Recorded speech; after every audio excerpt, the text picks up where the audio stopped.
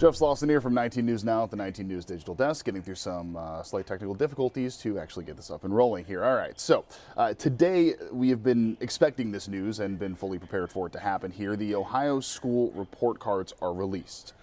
For those that are unfamiliar with this, it's exactly what it sounds like. So the state will compile information relating to schools and their districts, and then ultimately release that information, informing you on how your child's school or the district as a whole is actually doing here. And this is something that gives a pretty clear look for some districts and for some schools, and shows where the shortcomings are happening, and also shows potentially where some are succeeding pretty well here. As often we do whenever it's a story related to education, we bring in the Ohio Education Association President Scott DeMoro here, who is the smart person in these types of stories, because Scott, we both know, we'll need an expert on this, and yeah, you're the guy to go to. So Scott, as always, we appreciate your time and we thank you for joining us.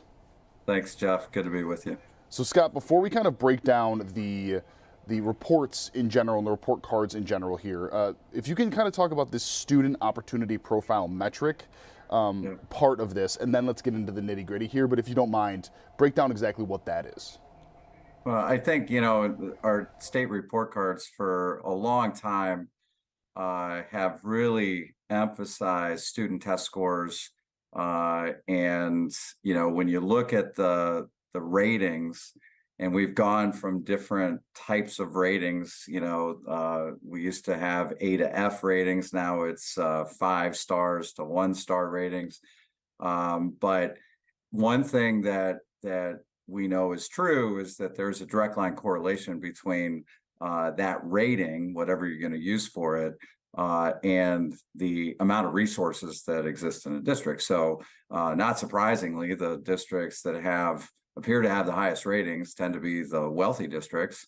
A lot of the suburbs that have larger concentrations of students, who again, from wealthier families, and the districts that are rated with fewer stars, again, proportionately very much more likely to be high poverty districts, and places where you have students who are coming to school struggling with all kinds of different issues, maybe less likely to be fed in the morning, less likely to have parents who are able to give them kind of support because maybe they're working 2 or 3 jobs to make ends meet. So what the student opportunity profile component of the report card, which is something that we advocated for back in 2019 during when all this stuff was being revised, really puts the spotlight on what are the things that schools are doing to really lift up opportunities for students beyond things that are measured by test scores. So for example, we know there's a lot of evidence that says that if students have an all-day kindergarten experience, then that's going to have a positive impact, and that's going to set them up for success later on in school. And so one of the things on that opportunity profile is what percentage of students in a given school district are participating in all-day K. Another thing is we know that schools do provide breakfast programs. What percentage of students who are eligible for free breakfast are actually receiving breakfast at school? That's something that districts do have some control over. How they structure those programs makes a difference. And again, there's a connection. Students who are well-fed are going to be more likely to do well in school. Things like, the percentage of students who are enrolled in AP or IB or College Credit Plus classes, the percentage of students who are enrolled in career tech programs, the percentage of students who are getting, phys ed and wellness instruction, because that's an area that a lot of times districts will cut. So those are the things that we're encouraging parents to take a look at beyond just the rating and the number of stars that might show up on the report card.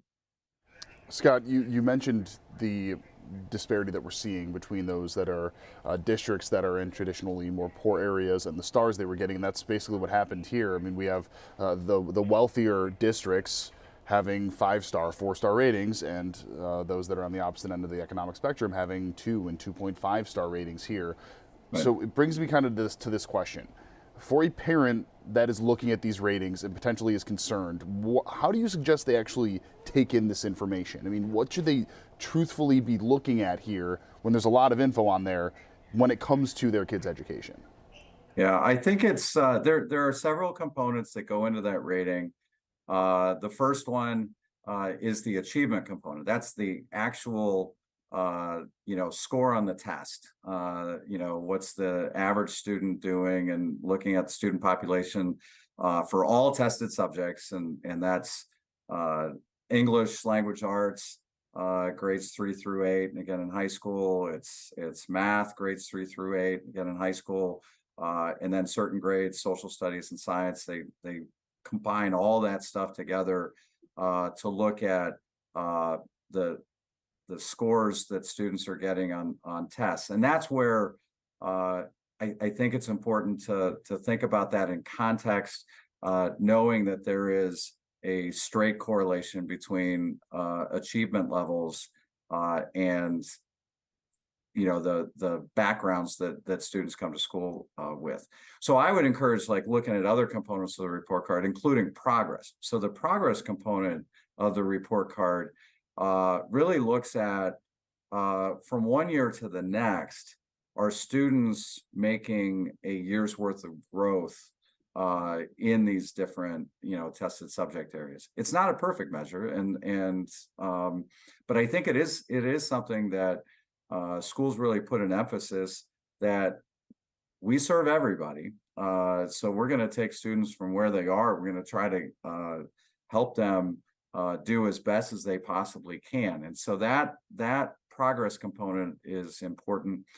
There's also a measure that's called the gap closing measure, and that looks at different subgroups of students, African American students, students in poverty, students with special needs, and other subgroups, to see how the school is closing the gap between those who come to school kind of with some built-in advantages and those who need some extra support. So I think it's important to read into all of that.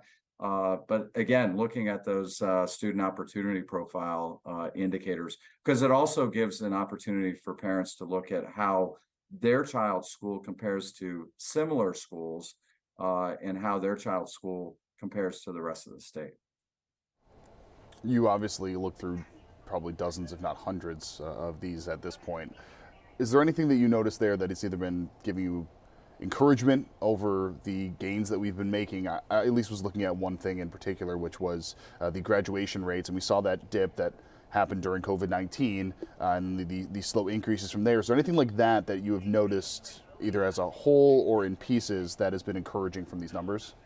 Yeah, I mean, we haven't seen, this is the first time we've seen overall ratings under the new system, and first time that we've seen overall ratings really since COVID. So you have to kind of look at the different subcomponents of the report card to really do some meaningful comparisons. But a couple of things that have been pointed out to me. One is that overall, we know how much COVID disrupted learning, across the state, that disproportionately affected higher poverty communities.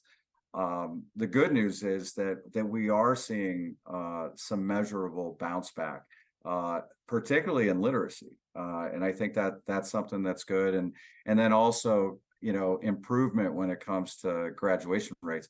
If kids aren't coming to school, then they're not going to be able to graduate. And one of the things that we saw during COVID was just a spike in chronic absenteeism. Schools are working really hard to bring those kids back into the fold. That's not always easy, but again, we have to pay attention to the needs of the whole student. In order for students to succeed academically, they've got to have their basic needs met. We got to be attending to mental health and wellness, and we've got to be attending to nutritional needs and physical health and all of those other things. So I think there's cause for a lot of encouragement, generally speaking, where we're seeing significant improvement. And I think, I really take heart in that. And I think it's a reflection of the heroic work that our educators across the state have been doing to really help support students and their success through some very challenging times over the last few years. It's been pointed out that math is an area where we're still not quite where we were, generally speaking, pre-pandemic. And so I think there's going to need to be some focus there. And again, I have confidence that our educators are going to do what is necessary to make sure that all students are succeeding. The other thing that I'll just say is that we are now at a point where record amounts of dollars, taxpayer dollars, are being diverted to support private schools. Expansion of vouchers. And again, this report card's from last year. We're seeing a real shift in this current school year and moving forward in terms of even the very wealthiest Ohioans now having access to state dollars to subsidize private school tuition. One thing that you won't see if you're looking at report cards are any report cards for private schools. We talk about state report cards. There's a lot of attention. I think it's important to look at how our schools are doing. We welcome accountability, but the accountability needs to be across the board. And if we're looking at the potential of $1 billion plus in taxpayer dollars going to subsidize private schools, then private schools need to be held accountable too. Do you think that accountability will ever happen, will ever come? We're having conversations with certain members of the legislature, and I think there is some support, and I'm sensing some bipartisan support on that. I think there's a recognition, as these numbers are going up pretty substantially, and primarily voucher expansion is affecting those people that have already been sending their kids to private schools. I think it's just a matter of basic fairness to say that if you're going to do that, there needs to be some accountability on how those dollars are being spent. And I'm hopeful that we're going to see that. There are going to be some who have a particular agenda that really are trying to privatize education and really try to undercut public schools and divert resources away from public schools, that really don't want accountability because they're probably afraid of what that will show. But there are some, I think, reasonable people from both parties in the legislature who are willing to have the conversation. Scott, the last question that I have for you, next year when we get this report, what are you hoping we see? What are you hoping we noticed has been positively changed here after this year, or at least leading into next year? Well, I hope that we're going to see continued progress. And that really depends on meaningfully engaging students in learning. And in order to do that, we have to make sure that for students to be successful academically, they need to have all of their needs met beyond the classroom. So the social and emotional supports that are so critical, mental health supports for students need to be there. We are seeing some promising new investments in our education system, and I think that's going to yield some positive results. So I think we want to see that continued progress, but in order for that to happen, we need to continue to support our educators. We are facing a challenge in terms of recruiting and retaining educators in our classrooms.